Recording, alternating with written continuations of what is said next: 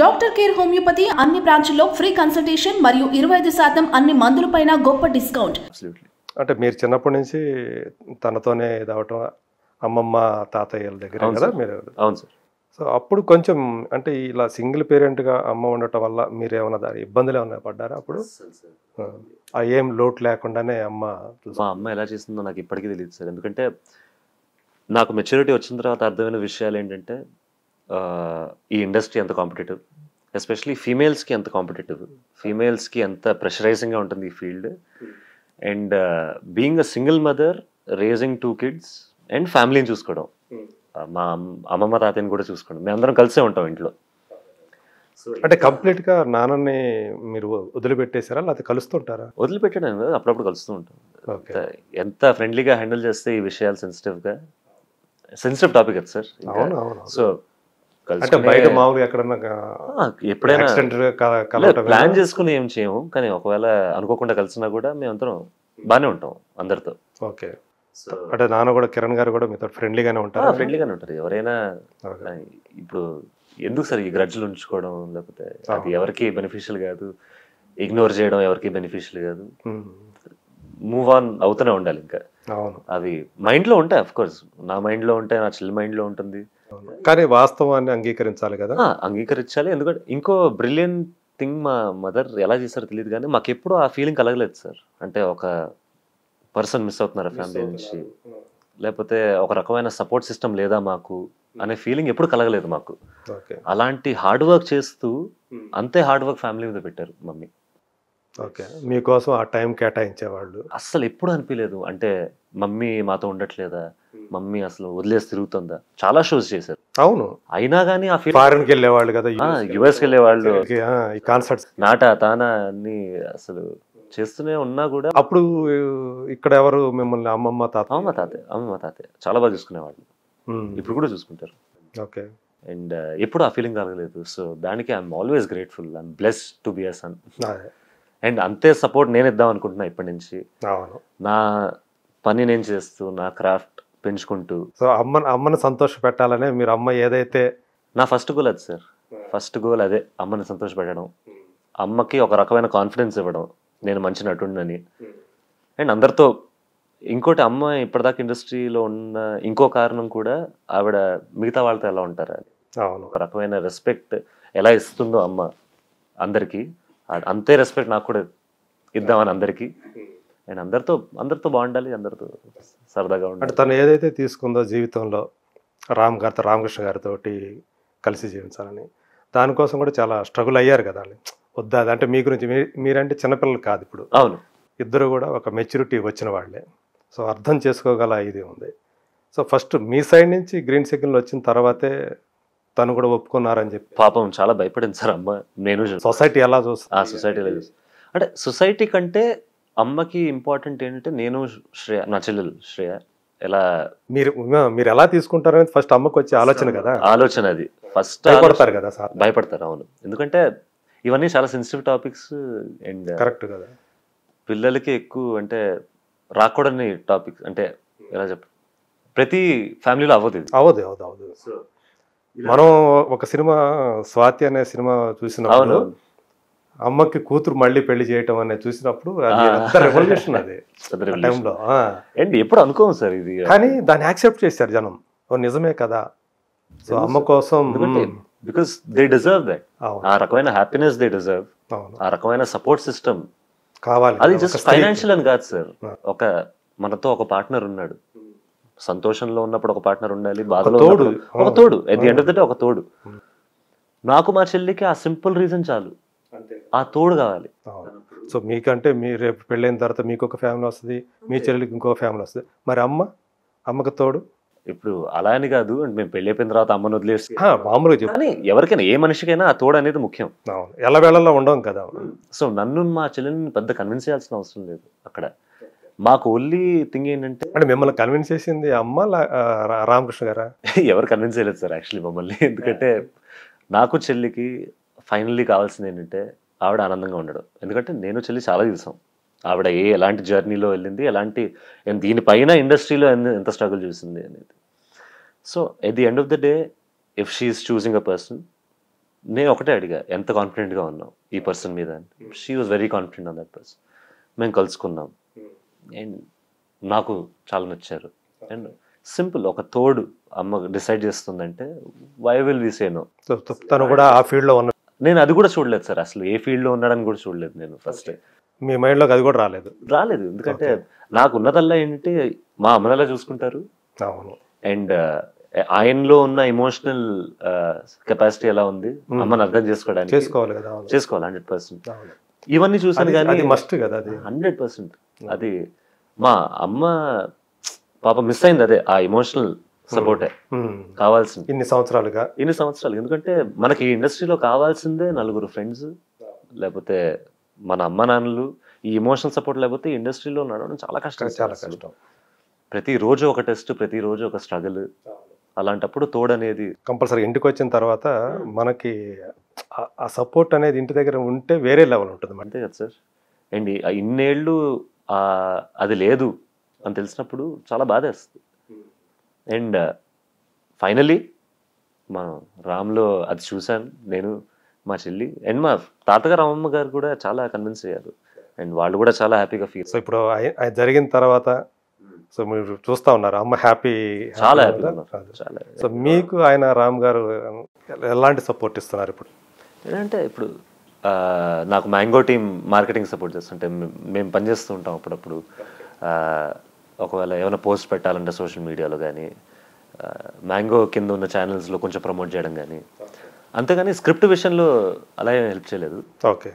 అంటే ఆయన సంస్థల్లో కూడా మీకు ఏమన్నా ఒక స్థానం కల్పించడం కానీ అట్లాంటిది ఏదైనా ఉందా? అలా ఇంకా ఆ మ్యాటర్ని అనుకోలేదు సార్. ఇప్పుడు నా ఫోకస్ అంతా నేను సినిమాల్లో పనిచేయడం కానీ. ఓకే. ఇప్పుడే బిగిన్ అవుతుంది. ఇప్పుడే అసలు లిటరల్లీ నేను ఇప్పుడే స్టార్ట్ అయ్యాను. మీరు 1 year ముందు ఈ క్వశ్చన్లు అడిగితే నాకు అసలు సమాధానం ఉండేది కాదు లిటరల్లీ. సో ఇప్పుడిప్పుడే start. Maybe in the future మేము కలిసి పనిచేస్తాం. I would love to work with him. Why not? ఎందుకంటే అండ్ ఫ్రీ బాయ్ గా ఉన్నారు ప్రస్తుతానికి. And he also gives me me education అయిపోయిందా? అయిపోయిందండి. అంటే అండర్ గ్రాడ్యుయేట్ బీబీఏ చేశాను నేను ఢిల్లీలో. అక్కడ దాకా అయింది. మాస్టర్స్ చేద్దాం అనుకున్నాం కానీ కరోనా వల్ల అయిపోవాల్సి వచ్చింది. ఓకే. కరోనాకు ముందు అది అయిపోయింది. కరోనాకు ముందు అండర్ గ్రాడ్యుయేట్ అయిపోయింది. కరోనాలో ఆస్ట్రేలియా వెళ్దాం అనుకున్నాను నేను యాక్చువల్లీ. కానీ ఆస్ట్రేలియా వాళ్ళు 3 ఏళ్ళు బార్డర్ క్లోజ్ చేశారు. సో అండ్ నాకు ఆన్లైన్ చేసే ఇంట్రెస్ట్ రాలేదు. ఎందుకంటే ఆ ఎక్స్పీరియన్స్ కావాలి, అక్కడ ఉండే ఎక్స్పీరియన్స్ కావాలి ఫిజికల్గా అక్కడ. సో అది ఆగిపోయింది, ఇది మొదలైంది. సో చాలా రోలర్ కోస్టర్ రైడ్ అయింది సార్ మధ్యలో. ఓకే. సో ఇప్పుడు ఈ సినిమా సంబంధించి కూడా తను ఏమన్నా సపోర్ట్ చేస్తున్నారా రామ్? చేస్తున్నారు సార్. అంటే ఇప్పుడు తను కూడా రషెస్ చూసారు, తను కూడా కొన్ని సీన్స్ చూసారు, నాకు చెప్తున్నారు ఏది న్యాచురల్గా ఉంది, ఏది బెటర్ చేయొచ్చు, ఇలాంటి tips. Because he's also very experienced and he works in movies selections కానీ, మూవీ మార్కెటింగ్ కానీ. సో ఆ చనువు అయితే ఉందా తన దగ్గర? ఆ చనువు సార్ ఇంకా అప్పుడు ఫ్రీగా మాట్లాడుకోవటం కానీ అట్లా? మేము ఇద్దరం చాలా సైలెంట్ సార్. ప్రాబ్లం అక్కడ. తక్కువ మాట్లాడతారు. నేను తక్కువ మాట్లాడతా, ఆయన తక్కువ మాట్లాడతారు. అఫ్కోర్స్ మేము నవ్వుకుంటూ ఉంటాం, కలుసుకుంటూ ఉంటాం, హాయిగా ఉంటాం ఇద్దరితో. కానీ మా పర్సనాలిటీస్ ఏంటంటే ఎప్పుడు ఇద్దరు సైలెంట్ వ్యక్తులు ఉంటే చిన్న కాన్వర్జేషన్లు ఉంటాయి. అంటే ఇప్పుడు చూస్తే మాకు అంటే బేసికల్గా మీరు ఎక్స్ట్రావర్టా ఇంట్రావర్టా? నేను ముందు చాలా ఇంట్రోవర్టెడ్ అండి. ఓకే. ఇప్పుడు నన్ను నేను చాలా మార్చుకున్నాను కాలేజ్లో. ఎప్పుడైతే నేను డాన్స్ చేయడం మొదలెట్టాను, ఎప్పుడైతే నేను జనాల ముందు ఇంకా ఉండడం మొదలెట్టాను, అప్పుడు కొంచెం ఓపెన్ అప్ అవుతూ పెరిగా. As 10th grade 11th grade దాకా అయితే అసలు నేను అంతేనా? అదొక రకమైన భయం కాదు, అదేంటో నేను అలా ఉండేవాడిని. బై నేచర్ అలా ఉండేవాడిని. ఇప్పుడు కూడా నేను పెద్ద ఎక్స్ట్రోవర్ట్ అన్ను. కొత్త వాళ్ళని కలిస్తే నేను చాలా మంచిగా ఉంటాయి, కానీ ఓపెన్ అప్ అవ్వడానికి కొంచెం టైం పడుతుంది. అంటే ఇప్పుడు కొంచెం సోషల్గా మూవ్ అవుతున్నారు. అవును. అప్పుడు సోషల్గా ఉండేది కాదు, అంతగా ఉండేది కాదు. ఇప్పుడు కొంచెం బెటర్, మనుషుల్లో కలుస్తున్నారు. ఇప్పుడు అందుకే సడన్గా ఇన్ని కెమెరాలు సడన్గా కనిపించేసరికి సో ఓవర్వెల్మింగ్. ఇప్పుడు నిజంగానే అన్ని రకాలుగా టెస్ట్ ఉంటుంది మీకు. Test sir. But I'm excited. ప్రెషర్గా తీసుకోవడం కంటే అదొక ఆపర్చునిటీగా తీసుకుంటే మనం చాలా హ్యాపీగా ఉండొచ్చు ఇక్కడ. Good, nice. అదే ఇప్పుడు అంటూ ఉంటాయి ఇవన్నీ, తగిలినప్పుడు చూసుకుందాం అంటే. ఎదురైనప్పుడు అలాంటి సిచ్యువేషన్ ఎదురైనప్పుడు అది కరెక్ట్గా మనకు తెలియాలి, ఎలా బిహేవ్ చేయాలి, ఎలా స్పాంటేనియస్గా ఎలా రెస్పాండ్ అవ్వాలి అనేది చాలా ఇంపార్టెంట్ కదా. ఓకే. సో ఇది సర్కార్ నౌకరీ అనే సినిమా ఆకాష్కి సంబంధించి ఒక యాక్టర్గా మంచి పేరు తెస్తుందనే నమ్మకం ఉందా? ఆకాష్ హీరోగా కంటిన్యూ అవ్వాలనుకుంటున్నాడా లేకపోతే యాక్టర్గా కంటిన్యూ అవ్వాలనుకుంటున్నాడా? సార్ హీరో అనేది మనం చేసుకోలేము సార్. అది ఆడియన్స్ ఇప్పుడు అయితే మనం అప్రిషియేట్ చేసి మన వర్క్ మీద నిజంగా నమ్మకం పుట్టి వాళ్ళకి అలా అయినప్పుడే మనం హీరో కానీ చేసినప్పుడు అప్పుడు మనకి హీరో అనే బిరుదు కానీ స్టార్ అనే బిరుదు కానీ అప్పుడు ఇవ్వచ్చు. నేను ఫస్ట్ కాన్ఫిడెన్స్ ఇద్దాం అనుకుంటున్న ఆడియన్స్కి ఏంటంటే నేను యాక్ట్ చేయగలను అనే కాన్ఫిడెన్స్, నన్ను నమ్మచ్చు, నన్ను నమ్మి థియేటర్కి రావచ్చు అనే కాన్ఫిడెన్స్ ఇవ్వాలని ఉంది. సో ఫస్ట్ ఆర్టిస్ట్గా నేను కొంచెం ముందుకెళ్దాం అనుకుంటున్నా. హీరో అవుతానా స్టార్ అవుతానా అనేది ఆడియన్స్ చేతిలోనే ఉంటుంది. అది నన్ను నేను హీరోగా అనుకుంటే ఎవరికేం రాదు, స్టార్లా అనుకుంటే. సో ఆర్టిస్ట్గా నన్ను క్రాఫ్ట్ చేసుకుంటూ ఒకవేళ ఇప్పుడు ఈ మూవీలో ఇంకా చాలా బాగా చేయొచ్చు అని చాలామంది అనొచ్చు, బాగా చేసామని చాలామంది అనొచ్చు. వీక్నెస్ చెప్తే దాన్ని కరెక్ట్ ఎలా చేయాలో నేర్చుకోవాలి, స్ట్రెంత్ చెప్తే దాన్ని ఎలా మెయింటైన్ చేయాలో నేర్చుకోవాలి. సో నేర్చుకోవడం అనేది ఆగదు. అది అంటే నేను బయటకు చెప్పక్కర్లేదు, మీరు ఇప్పుడు చూసుకున్నప్పుడు మిమ్మల్ని మీరు క్యారెక్టర్లో ఏదైతే డైరెక్టర్ మిమ్మల్ని ఆ ఊహించుకున్నాడు కదా, ఆ క్యారెక్టర్ ఎలా రావాలనేది అది మీరు చూసుకున్నప్పుడు ఆయన ఏదైతే చెప్పాడో అలాగే చేశాను అన్న నమ్మకం కలిగిందే? ఎక్కడన్నా కొంచెం ఇక్కడ ఇంకా బెటర్గా చేసి ఉండాల్సింది అనే కొన్ని చోట్ల అనిపించింది సార్. వెరీ ఫ్రాంక్గా చెప్తాను నేను. కొన్ని చోట్ల ఓకే ఈ ఎక్స్ప్రెషన్ బాగానే ఉంది కానీ ఇంకోటి చేస్తుంటే ఇంకా బాగా సీన్ ఉండొచ్చు సార్. అది నేను చాలా ఫ్రాంక్గా చెప్తూ ఉంటాను, చాలా ఇంటర్వ్యూలో కూడా చెప్పాను నేను దట్. ఎందుకంటే సార్ మీరు best of the best movie చేసినా కూడా ఎక్కడో అక్కడ బెటర్గా చేయొచ్చు. ఈవెన్ మనం 10 సినిమాలు చేసిన తర్వాత కూడా ఉంటుంది అది. ఇప్పుడు కూడా చాలా మంది ఇంటర్వ్యూల్లో నాని గారు చెప్తూ ఉంటారు, అవును రిలీజ్ అంటే భయం, కొన్ని సీన్స్ లో నేను ఇంకా బాగా చేయొచ్చు. అలాంటి స్టార్లే చెప్పినప్పుడు మనం సార్ ఇప్పుడిప్పుడే స్టార్ట్ చేసిన వాళ్ళం మనం. సో ఏ స్టార్ అంటే ఇష్టం మీకు ఎక్కువ? మెగాస్టార్ అంటే పెద్ద ఫ్యాన్, కానీ ఇప్పుడున్న న్యూ ఏజ్ యాక్టర్స్లో నాని గారు చాలా ఇష్టం సార్ నాకు. అంటే నేను న్యాచురాలిటీని ఎక్కువ చూస్తా ఒక యాక్టర్లో, కాబట్టి ఆయన natural star. Natural star. And Mahesh గారు చాలా ఇష్టం. ఓకే. అండ్ యా సార్, కానీ మెగాస్టార్ అయితే మెగాస్టార్. అవును. అంటే ఒక నటుడిగా మీరు చూసుకోవాలనుకున్నప్పుడు మెగాస్టార్నే మీరు రోల్ మోడల్ అనుకోవచ్చు, ఇన్స్పిరేషన్ అన్నీ కూడా. అబ్సల్యూట్లీ. ఆయన ఆశీస్సులు ఏమైనా తీసుకున్నారా? తీసుకున్నాను సార్. ఆయన ఎంత చెప్పినా ఆయన గురించి తక్కువే సార్. ఎందుకంటే మేము ఒక చిన్న ట్రైలర్ చూపిద్దామని అడిగాం. అండ్ ఆయన ఎంత మంచివారంటే ఆయన మమ్మల్ని ఇంటికి పిలిచి చూశారు ట్రైలర్, ఒక చిన్న బయట కూడా ఇచ్చారు దాని మీద. అండ్ ఆయన మాటల్లోంచి బాగా చేసావు అన్న ఒక చిన్న సెంటెన్స్ విన్నా అయిపోయాను నేను అక్కడ. ఎప్పుడు కూడా అదే కాంప్లిమెంట్ మంచి షివర్ అయ్యాను సార్ ఆ రోజు. నేను ఆయన్ని ఫస్ట్ టైం కలిసినప్పుడు I think degree 3rd year లో ఉన్నాను సార్. నేను ఫస్ట్ టైం ఆయన్ని కలిసినప్పుడు మమ్మీ ద్వారా కలిసినప్పుడు డిగ్రీ 3rd year లో ఉన్నా. నేను ఆయన్ని చూసి ఎంత భయపడ్డానంటే డిగ్రీ 3rd year లో ఉన్న స్టూడెంట్ నేను ఇంటర్ 2nd year సార్ అని చెప్పి ఆయనకి. అవునా? అంత షివరింగ్ వచ్చింది నాకు అప్పుడు. అండ్ ఆయన కళ్ళల్లో కళ్ళు పెట్టి అంతే అర్హత లేనది అనిపించింది. నేను ఇలాగే ఉన్నా అసలు నేను. ఓకే. అంటే నోట్లోంచి అలా వచ్చేసిందా? ఏం చదువుకుంటున్నావు అని అడిగారు సార్ నన్ను. నేను డిగ్రీ 3rd year చదువుతున్నా, actually inter 2nd year sir అని చెప్పాను నేను.